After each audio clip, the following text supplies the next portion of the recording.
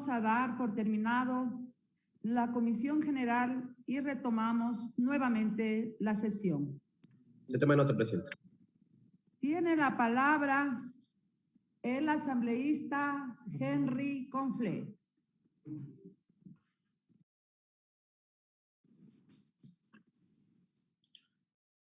Buenos días, señora presidenta. Buenos días a todos los asambleístas. Voy a tratar de hacer una exposición eminentemente técnica, sujeta a la verdad de los números que nos han presentado y que están plasmados en la Proforma General del Estado y en la Proforma Presupuestaria Cuatrianual 2021-2024 presentada por el Gobierno del Encuentro. Repito, no voy a dar una opinión personal ni a hacer un juicio de valor. Simplemente voy a dejar en claro algunas de las medidas más importantes que constan expresamente en dicho documento, que inequívocamente dibujan, por decirlo menos, un escenario decepcionante. Salgarán algunos a decir, en esta suerte de confabulación en contra de la Asamblea Nacional, que la Asamblea Nacional está dedicada a hacer la contra, está dedicada a lo que ellos denominan el bloqueo. Yo no entiendo aún de qué bloqueo se habla. La ley de comunicación se está tratando en el Congreso. La ley orgánica de educación superior se está tratando en el Congreso. Fue calificada y se está tratando. No se han bloqueado esas leyes. No ha llegado más en materia de leyes. ¿Cómo se puede hablar de bloqueo si no ha mandado más el Ejecutivo? Las leyes presentadas por los asambleístas de la asamblea anterior se están tratando. ¿De qué bloqueo se habla? Y hay que parar este discurso del bloqueo. Inclusive este presupuesto general del Estado y la proforma presupuestaria cuatrianual, aunque no se acepte por el Congreso Nacional, aunque no se apruebe por el Congreso Nacional, pasa por el Ministerio de la Ley. No puede existir bloqueo en esto tampoco. Entonces, yo realmente no entiendo cuando se quiere desprestigiar en una suerte de confabulación a la Asamblea Nacional, hablando de bloqueos cuando el Ejecutivo solamente ha presentado 2 proyectos de ley y están en tratamientos. Y esto, así no estemos de acuerdo, que no estamos de acuerdo, muchos de nosotros con esta proforma presupuestaria, va a pasar por el Ministerio de la Ley. No hay tal bloqueo en la Asamblea Nacional. Recordemos el decreto ejecutivo de excepcionalidad para el presupuesto general del Estado firmado hace unas semanas atrás. Básicamente ese decreto lo que hace es romper la regla macrofiscal. ¿Qué es lo que es la regla macrofiscal? Que los ingresos permanentes deben financiar los gastos permanentes. Aquí se permite con ese decreto de excepcionalidad por los próximos años que los recursos de los ingresos no permanentes, es decir, básicamente el petróleo, regalías mineras, etcétera, puedan financiar el gasto permanente, en una suerte de darle oxígeno al gasto permanente para efectos de salud, educación y justicia. Y revisemos, pues, qué es lo que ha pasado en los presupuestos de educación y salud y seguridad social, etcétera. Bueno, ya escucharon a la persona que intervino en materia de educación. No se ha cumplido. 837 millones sobre 1.429 millones que tenía que ser el presupuesto. 58%, los números no mienten. Con una deuda de 835 millones, ¿qué quiere decir esto? Que básicamente lo que se ha dado es la deuda. Lo que se debía es lo que se había dado y no se ha cumplido con lo que se tiene que dar. 837 se ha dado, 58% lo que se debía dar, 835 millones era la deuda. Salud, tampoco se ha cumplido y estamos en pandemia. Y hay una pandemia, además de la pandemia del COVID, que es la pandemia justamente de las enfermedades catastróficas no contagiosas.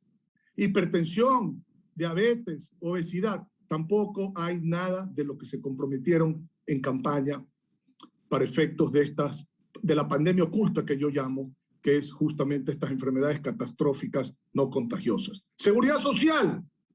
No consta ni la deuda que se le tiene a la seguridad social en ningún monto. Más de 7.700 millones de dólares. Más allá que no se asigna el presupuesto completo que por constitución y por ley le pertenece a la seguridad social. Ya escuchamos al representante de los maestros jubilados, también pendientes de pago. Es decir, una suerte de incumplimiento en todos estos sectores de los cuales depende inclusive la vida de las personas. Regreso a la proforma cuatrianual. Y quiero hacer énfasis que frente a las declaraciones de Más Ecuador en el mundo y Más Mundo en Ecuador, la programación presupuestaria cuatrianual 2021-2024 demuestra exactamente lo contrario. Analicen el gráfico número 12 del sector externo dentro de la propuesta. Las exportaciones en el año 2021 se estiman en el 23.4% y las importaciones en el 21.6%, digamos, proporcionalmente al Producto Interno Bruto. ¿Qué pasa en el 2024? Bajan las exportaciones al 21.5% y al 19.6% las importaciones con respecto al Producto Interno Bruto. Casi 10% bajan las exportaciones en proporción al Producto Interno Bruto del año 2021 al 2024. Exactamente lo opuesto de lo que se quiere lograr. Respecto a la producción petrolera, las declaraciones oficiales que nos han dicho en todos estos días, vamos a aumentar en 100% en 4 años. Bueno, revisen el gráfico 14 de la proforma presupuestaria cuatrianual. 486.000 barriles diarios de petróleo en el 2021 promedio para llegar acá en el 2025 a 529.000 barriles diarios de petróleo. Es decir, 8% en 4 años. 8% en 4 años. Se habla del Ecuador de la austeridad, del gobierno de la austeridad. ¿Qué es lo que pasa cuando uno revisa la tabla 2 bajo el título quinto, programación fiscal cuatrianual? ¿Qué pasa con el gasto permanente que incluye sueldos y salarios? Parece mentira, se observa un aumento, no la baja prometida, un aumento de más del 13% entre el año 2021, 15.885 millones, al año 2025, 18.022 millones, 13% de incremento en los gastos. ¿Qué pasa en cuanto a los impuestos? Se había dicho que había una lista de impuestos que se iba a abolir, inclusive ante notario. Se ha hablado de reducir el impuesto a la salida de divisas paulatinamente, dar incentivos a la producción. ¿Qué pasa con el impuesto al valor agregado, IVA, al impuesto a la salida de divisas, ISD, al impuesto al consumo especial, ICE? Pese al virtual estancamiento de la economía, porque cuando uno revisa la economía, apenas en el año 2023 se ven los niveles de economía del año 2019, en donde, dicho sea de paso, si ustedes revisan los números del 2019, hubo crecimiento económico cero. Es decir, proyectando un estancamiento virtual de la economía al 2023 con respecto al 2019, se observa un incremento importante en las recaudaciones de los años 2021 al 2025, que solo se puede explicar con aumento de estos tributos que acabo de mencionar. Más aún, ya han habido declaraciones del Ejecutivo que están recogidas en algunos medios de comunicación sobre un posible impuesto al patrimonio o la revisión de excepciones o la revisión de exoneraciones de impuestos, inclusive para gente que gana más de $1.000 para arriba, que según estos expertos son el 4% de la población. No sé de dónde sacan esos números. Habría que revisarlos, porque la población económicamente activa, más del 4% gana de $1.000 para arriba. Otra cosa grave, para terminar mi intervención, la filosofía y las metas de la programación presupuestaria cuatrianual 2021-2024 plantea, como lo he dicho, más impuestos, restricción a las excepciones, restricción en los beneficios tributarios, Y sobre todo se da prioridad al pago de la deuda pública. Sí, escúcheseme bien. Se da prioridad al pago de la deuda pública, dice literalmente, para mostrar confianza en los acreedores. Esto está en la página 21 del documento, en el último párrafo, bajo conclusiones y recomendaciones. No estoy diciendo que no se tenga que honrar la deuda.